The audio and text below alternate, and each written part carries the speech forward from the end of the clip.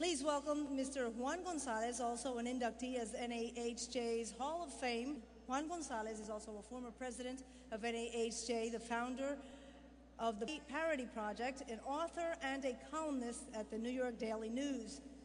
Let's welcome Mr. Juan Gonzalez. Good evening, everyone. I don't know what it is about 1970, but this appears to be the night for 1970. I want to talk about the person who is probably the most well-known Latino journalist in America and has been now for decades. It was the spring of 1970, and I was a member of a group called the Young Lords. And we were kind of a militant organization, you might say at the time. And we'd already developed a reputation over the previous year of some wild actions to try to get the city of New York and the authorities to respect the Puerto Rican community. And one day, in our office on 111th and Madison, this young guy who none of us had ever seen before walks into the office, and he says, "I'm your lawyer. I'm going to be your lawyer." He was just out of law school. His name was Geraldo Rivera.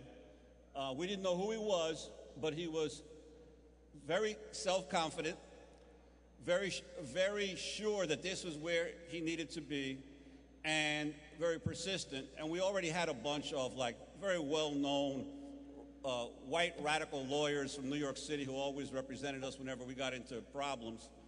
But since Geraldo was the only Puerto Rican lawyer who offered to come forward and work for free, because that was the main requirement, we welcomed him in. Over the next few months, he demonstrated, I've never seen a lawyer with more guts than Geraldo Rivera. I say this not just guts in the courtroom, but guts in the street, because we were often in many protests where the police were dying to jump on us, and there was always Geraldo in the front trying to stay between us and the police, and they would push and he would push back, and he was amazing at his ability to be able to convince them that because he was a lawyer, they had to treat him differently than they treated us.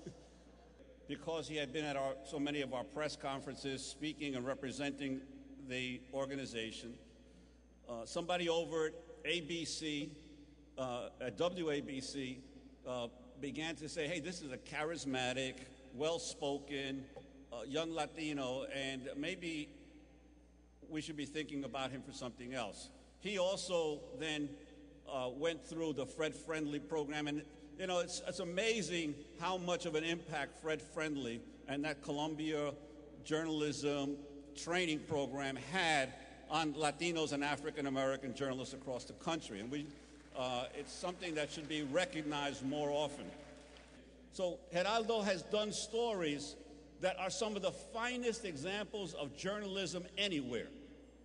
From the Willowbrook exposure of a hospital that was abusing the young people in that hospital, the Willowbrook State Hospital, to the Elvis Presley cover-up story, which was an important national story, from Cambodia, reported on Marcos in the Philippines. My favorite of all was the Bernard Goetz story. Right? Many of you probably don't remember Bernard Goetz, but several decades ago, a young white man is on a subway in New York. It was at the height of when crime was skyrocketing in all of urban America, and so many white people were thinking that blacks and Latinos were taking over the cities. And this young white man on a subway pulls out a gun and shoots, I don't remember if it was 4 or 3 young African-American youths. He claimed that they were trying to rob him. Right. And he became a folk hero for the American press. The tabloids and the networks. This was a man who was standing up to the savages. Well, Geraldo did a show, I think it was for 2020, I don't remember which of the shows, he's been on so many, where he recreated the Bernard Goetz shooting. He went into the subway, he explained where every one of the individuals were. He made it clear that nobody had tried to rob Bernard Goetz, that he just thought that these young black teenagers that were around him were menacing, and because of his own racist viewpoints, and he was always carrying a gun, he pulled out the gun and shot them. It was an amazing piece of work, how he put it together. But there's another part of Geraldo that people are not really aware of other than his reporting. It is his enormous love, dedication, and commitment to the Puerto Rican and Latino community, which he has demonstrated over and over again in so many ways. But he's done it not before the cameras. He's done it in his everyday practice in life. So the other aspect is a lot of people don't know, Geraldo has, for many years as part of the I Have a Dream Foundation, been paying for the college education of an entire class of young people. And an enormous contribution to our community.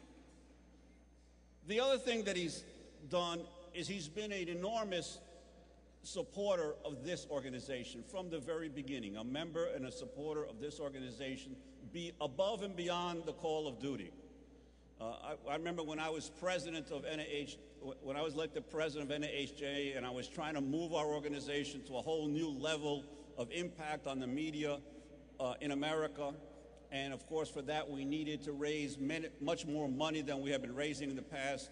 And I went to Geraldo, I said, Geraldo, I need your help. We need to really set the bar higher for all of our members and for the rest of the journalists in America, that we have to put our money where our mouths are. We have to be able to show that we are committed to building this organization. And Geraldo stepped forward with the biggest contribution that any journalist that I believe has made of all of these organizations. At the Unity Convention, he donated $100,000 to NAHJ and Unity together.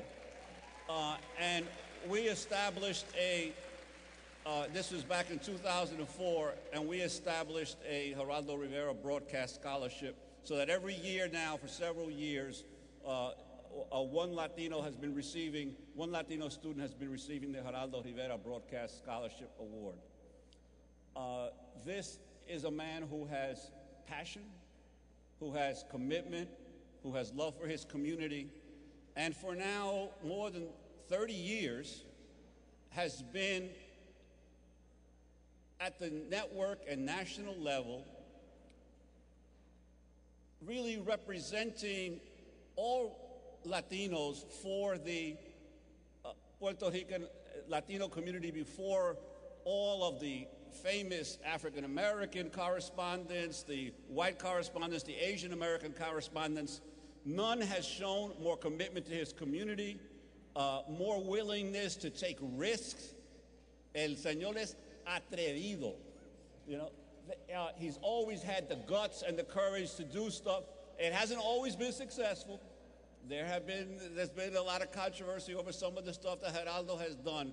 But when you take the best of his journalism, few can match it, and none can match the guts and dedication that he has. And I'm proud for all of these years to have called him a friend and someone who is a real role model for all Latino journalists and for all young people seeking to go into this profession.